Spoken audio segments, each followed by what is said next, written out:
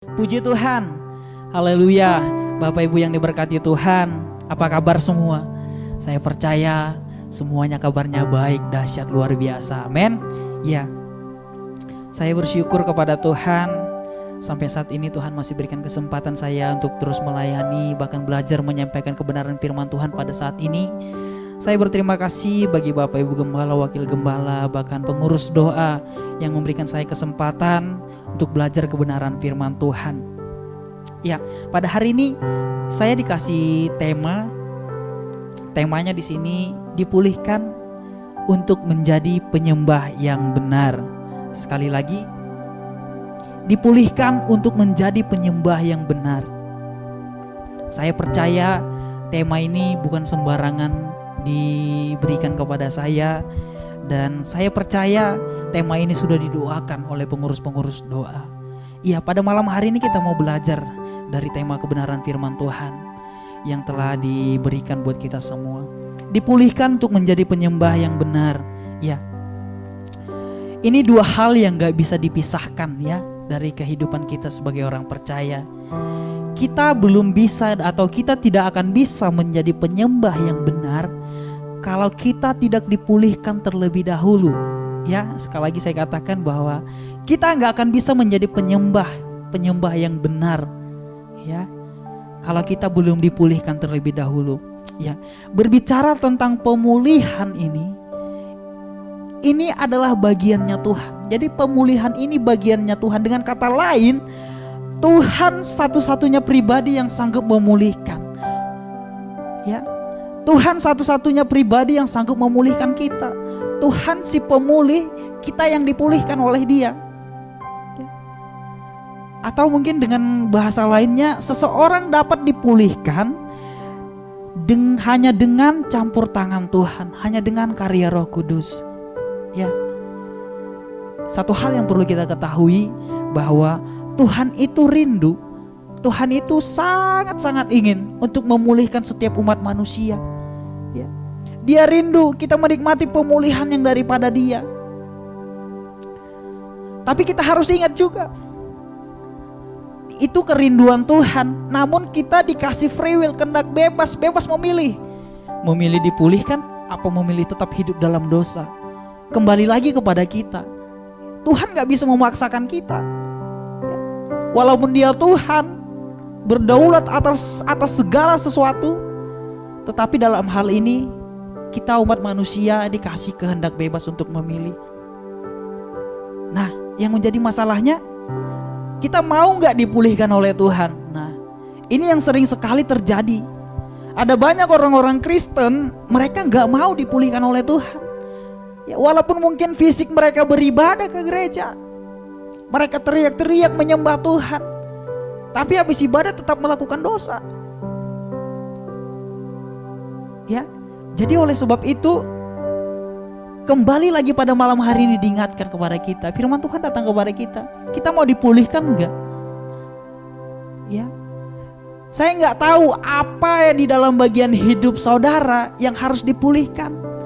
Mungkin saudara punya akar pahit, dendam kesumat, kebencian yang sangat-sangat berlebihan bagi seseorang. Mungkin ada hal-hal lain yang dibereskan, mungkin dosa narkoba, free sex, perselingkuhan, korupsi, merokok, judi.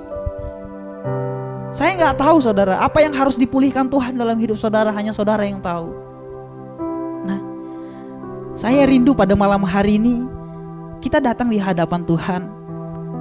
Kita meminta pemulihan daripada Tuhan. Kita mengakui segala dosa-dosa kita.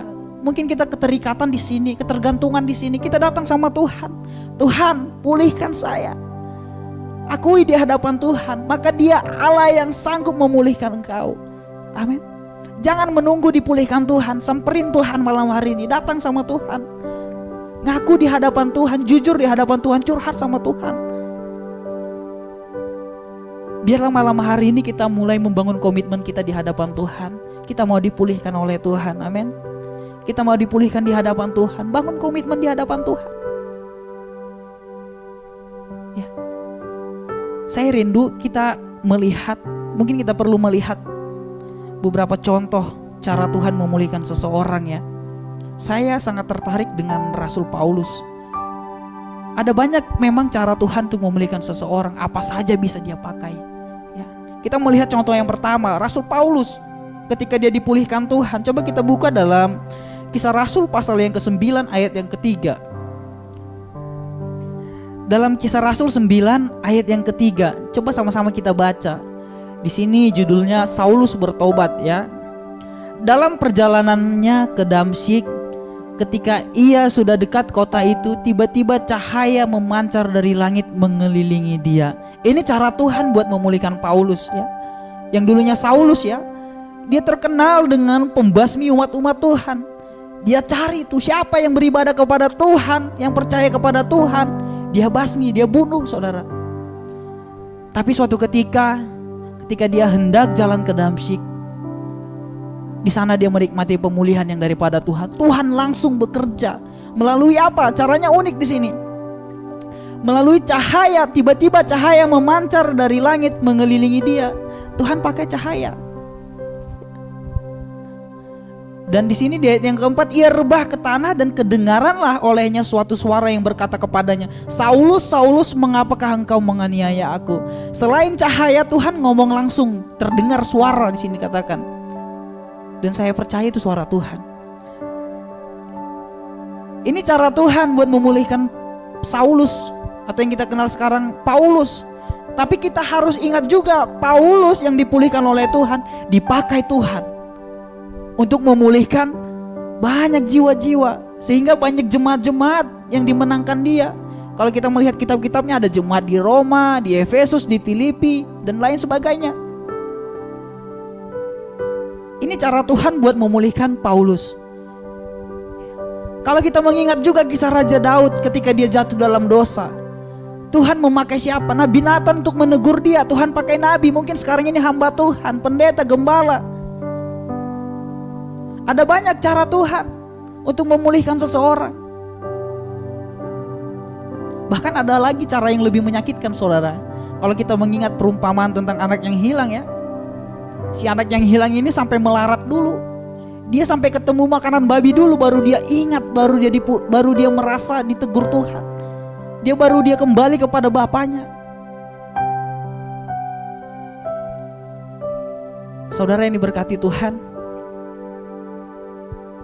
jangan sampai kita seperti anak yang hilang ini, baru dipulihkan Tuhan. Sampai kita melarat dulu mungkin selama ini engkau diberkati Tuhan sehingga engkau jauh dari Tuhan. Sibuk dengan kesibukan usaha apalah segala macam sebagainya. Saya tidak tahu saudara, bagian-bagian apa yang harus dipulihkan dari kehidupan saudara. Hanya saudara dan Tuhan yang tahu. Apa saja bisa Tuhan pakai menegur kita. Mungkin itu gembala sidang, firman Tuhan mungkin. Bahkan istri, suami, anak berkali-kali mungkin mengingatkan kita. Kita mari peka dengan suara Tuhan. Tuhan bisa pakai apa saja, tapi jangan sampai berkali-kali engkau ditegur Tuhan, kau tidak peka. Dan suatu ketika Tuhan kasih kejadian yang tragis, baru engkau sadar. Jangan sampai saudara. Jadi pada malam hari ini mari datang kepada Tuhan. Pemulihan bisa terjadi kalau kita meresponi teguran Tuhan dengan benar ya. Itu yang saya perhatikan. Pemulihan bisa terjadi kalau kita responi teguran Tuhan dengan benar. Jadi pemulihan tergantung pada respon dari teguran. Ada banyak orang Kristen ditegur Tuhan malah mengeraskan hati. Mungkin dia merasa udah kaya, udah punya segalanya. Bisa ngatur-ngatur pendeta lah, bisa beli ini. Dia merasa sudah berbuat banyak ke gereja, sudah berbuat banyak sama Tuhan. Sehingga ketika dia ditegur oleh pemimpin rohani, dia mengeraskan hati, dia mengeraskan dirinya. Saya jadi ingat kisah Firaun ya. Firaun ini berkali-kali ditegur Tuhan, tapi dia mengeraskan hati dan akhirnya Tuhan mengeraskan hatinya. Jangan sampai Tuhan mengeraskan hati saya saudara. Jadi kalau Tuhan tegur, firman Tuhan menegur, mari kita balik kepada Tuhan. Amin. Supaya kita menikmati pemulihan yang daripada Tuhan. Untuk apa kita dipulihkan? Tema pada malam hari ini, untuk menjadi penyembah yang benar. Coba kita buka ayat yang sudah cukup familiar ya. Yohanes 4 ayat 23. Tetapi saatnya akan datang dan sudah tiba sekarang bahwa penyembah benar akan menyembah Bapa dalam roh dan kebenaran. Sebab Bapa menghendaki, perhatikan, sebab Bapa menghendaki penyembah yang demikian. Tuhan mencari penyembah. Dia punya standar tersendiri. Apa standarnya di sini? Yang menyembah dalam roh dan kebenaran, saudara yang diberkati Tuhan. Dalam bahasa aslinya kata penyembahan ini menggunakan kata proskuneo. Kata ini dibagi menjadi dua. Yang pertama pros, yang artinya dekat. Yang kedua kuon, yang artinya anjing. Kenapa anjing? Kalau kita perhatikan, seekor anjing sangat senang dekat dengan tuannya ya. Mungkin gak ada kesenangan lain bagi seekor anjing yang dia temukan selain bersama dengan tuannya, selain main bersama dengan tuannya. Saya pernah punya peliharaan anjing waktu di Medan. Ketika saya pengen berangkat sekolah, dia ikutin saya nanti sampai jauh, baru balik lagi. Terus saya balik dari sekolah ke rumah, dia udah siap-siap tuh nyambut saya. Ketika dia sambut saya, dia lompat-lompat, dia saking senangnya karena saya pulang. Dia pengen main bareng sama saya, dia pengen dekat-dekat saya terus. Bangun pagi, buka kamar, dia langsung lari, dia samperin saya. Karena dia apa? Dia pengen selalu dekat dengan tuannya. Nah, hasrat yang seperti inilah yang Tuhan sedang cari. Ada enggak penyembah yang seperti ini? Yang kesenangannya duduk di kaki Tuhan, yang kesukaannya dekat dengan Tuhan. Kalau jauh dari Tuhan dia gelisah, dia selalu kangen sama Tuhan, kangen sama hadirat Tuhan. Hasrat yang seperti ini yang Tuhan cari saat-saat ini. Penyembah yang benar, yang menyembah Bapa dalam roh dan kebenaran. Saudara yang diberkati Tuhan, Tuhan sedang mencari penyembah yang demikian. Dan saya percaya di kota ini, di gereja ini, Tuhan menemukan yang seperti itu. Amin. Yaitu saya dan saudara. Amin. Tuhan mencari penyembah yang benar ya. Makanya saudara yang diberkati Tuhan, jangan sampai penyembahan kita ini gak menembus genteng rumah kita ketika kita menyembah di rumah. Jangan sampai penyembahan kita gak menembus genteng gereja kita, atap gereja kita ke atas. Karena apa? Karena kita belum dipulihkan terlebih dahulu oleh Tuhan ya. Saya gak tahu apa yang membuat Anda, buat saudara semua sulit untuk menyembah. Mungkin ada hal-hal yang belum dipulihkan. Saya tidak tahu di bagian mana itu, di bagian sisi mana, saya gak tahu. Tapi pada malam hari ini mari datang kepada Tuhan. Penyembahan itu bukan berbicara tentang kerasnya suara ya, tapi berbicara tentang hati. Bukan berbicara tentang teknik, tapi berbicara tentang hati yang tepat. Tuhan melihat hati kita.